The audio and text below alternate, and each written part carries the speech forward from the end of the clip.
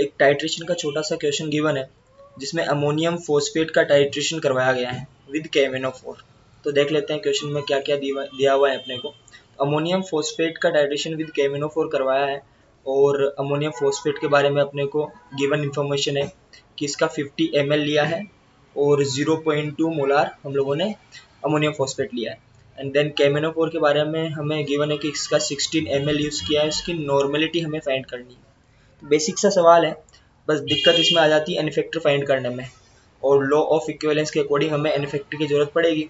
तो सबसे पहले इसको समझते हैं कि अमोनियम फॉस्फेट में क्या क्या चेंजेस यहाँ पर होने वाले हैं या फिर कौन कौन से चेंजेस अपने को गिवन है।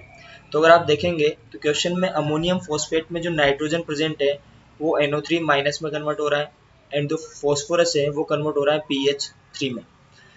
अब यहाँ पर पहले नाइट्रोजन की ऑक्सीडेशन नंबर फाइंड करते हैं अमोनियम फॉस्फेट में विच इज -3 और फॉस्फोरस का है अपने पास +5।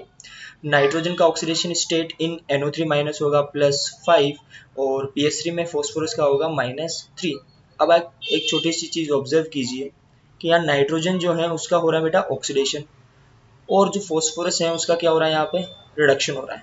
यानी एक ही कंपाउंड में दो अलग अलग एलिमेंट का ऑक्सीडेशन और रिडक्शन हो रहा है। तो इंट्रामोलिकुलर ये अपने पास में रेडॉक्स रिएक्शन बन जाती है और इंट्रामोलिकुलर रेडॉक्स के लिए हमें क्या करना पड़ता है कि जितना इंक्रीज इन ऑक्सीडेशन नंबर है उसमें से माइनस कर देते हैं डिक्रीज इन ऑक्सीडेशन नंबर।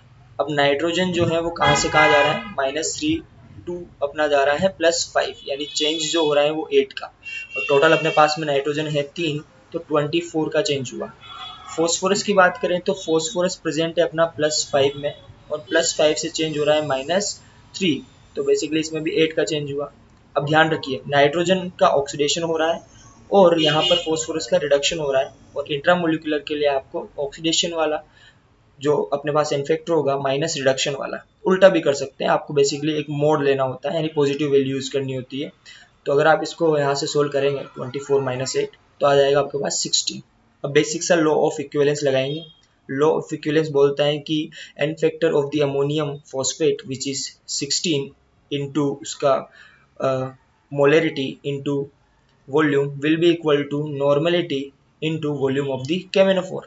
अब यहाँ से n की वैल्यू अगर आप लोग फाइंड करेंगे तो कितना आएगा यहाँ से 160 डिवाइड बाय अपने को गिवन है 16 वॉल्यूम विच इज 10 यानी कि 10 नॉर्मल अपने पास यहाँ पर आंसर होना चाहिए। कंफ्यूजिंग है but interesting and important question है। Thank you.